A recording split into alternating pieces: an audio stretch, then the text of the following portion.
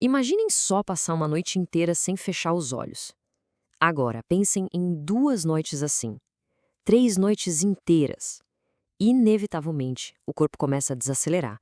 O cérebro falha, os reflexos despencam e a própria realidade ao redor começa a se distorcer e mudar. A privação de sono é, literalmente, uma das formas mais brutais de desgaste humano conhecidas pela ciência. O nosso objetivo nessa análise de hoje é dar um giro de 180 graus na forma como a gente entende o descanso. Vai ficar muito claro que dormir não é só dar uma pausa ou um repouso passivo. Pelo contrário, é um estado ativo, agressivo e absolutamente crucial de pura sobrevivência biológica.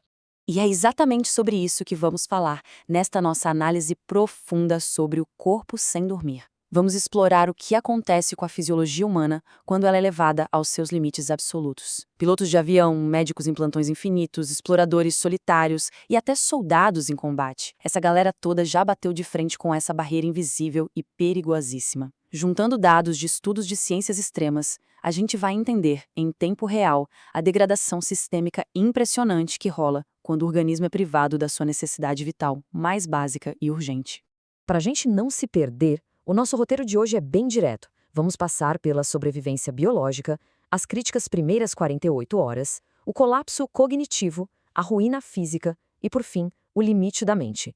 Basicamente, um mapa cronológico da degradação acelerada do corpo humano. Então, vamos lá. Parte 1.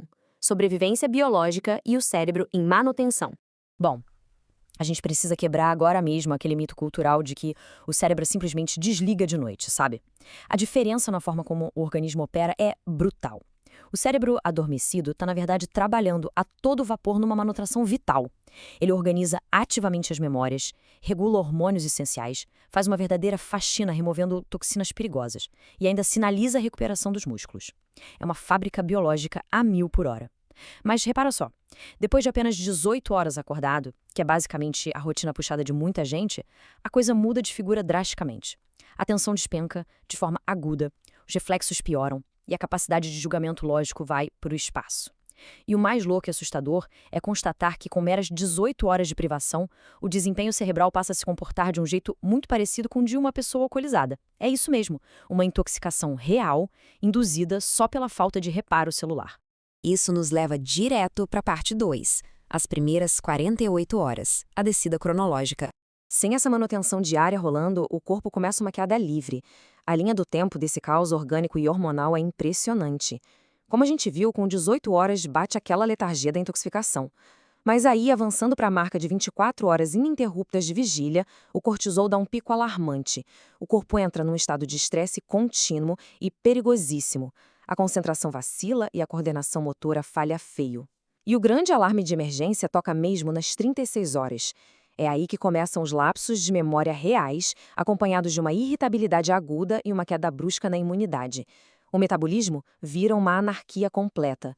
Os hormônios que regulam a fome, a leptina e a grelina, ficam completamente desregulados. O resultado é uma fome incontrolável por açúcar e gordura, o corpo implorando de forma desesperada por energia rápida.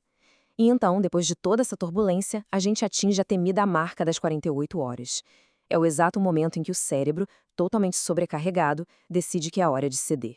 E o clímax fisiológico de sobrevivência ao cruzar essa barreira tem um nome: microsono.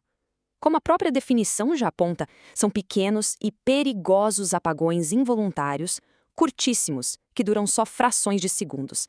Mas o detalhe que torna essa resposta aterrorizante aqui: esses apagões acontecem enquanto os olhos ainda estão completamente abertos. Num ato violento de autopreservação, o cérebro simplesmente arranca as rédeas do nosso controle.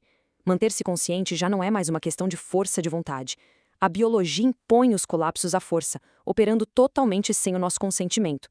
Seguindo para a parte 3, colapso cognitivo, quando a realidade falha. Quando a percepção humana da realidade começa a quebrar e a lógica derrete, a gente entra num território muito severo, que foi duramente documentado em operações militares extremas. Soldados de elite, submetidos a longos períodos sem dormir, relataram rapidamente quadros gravíssimos de paranoia, confusão mental profunda, uma sensação constante de perseguição iminente e a completa perda da noção do tempo. A mente fragmentada atinge um ponto de pressão tão alto que alucinações visuais e auditivas se manifestam de um jeito hiperrealista.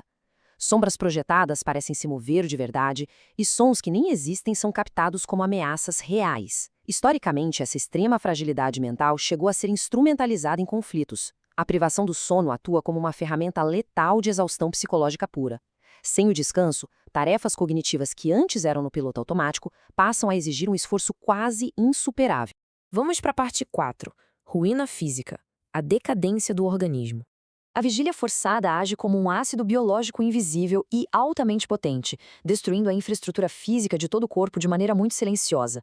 A cascata implacável de perigos físicos acumulados a longo prazo é de assustar. Uma rotina crônica de privação do sono funciona como um multiplicador direto de riscos. Estamos falando de hipertensão resistente, um salto vertiginoso nas chances de diabetes e picos perigosos de obesidade. Também é um gatilho documentado para transtornos depressivos severos e para o estabelecimento de doenças cardiovasculares fatais. O sistema imunológico fica incapaz de reagir. O cérebro passa a acumular substâncias químicas tóxicas ligadas à degeneração neural devastadora. Para piorar a situação, a produção de testosterona despenca, o tecido muscular para de se reparar e o organismo sofre com um aumento crônico de inflamações. Subestimar o repouso é, na prática, assinar embaixo da aceleração da nossa própria ruína sistêmica. E assim chegamos à parte 5. O limite da mente e a necessidade vital. A revelação mais cristalina de toda essa biologia culmina neste fato inegociável. Dormir é uma necessidade tão vital quanto respirar. O corpo humano é uma máquina incrivelmente resiliente, né? Ele consegue sobreviver dias ou até semanas resistindo a uma fome angustiante. O organismo consegue suportar o frio absoluto ou tolerar dores extremas para preservar a vida.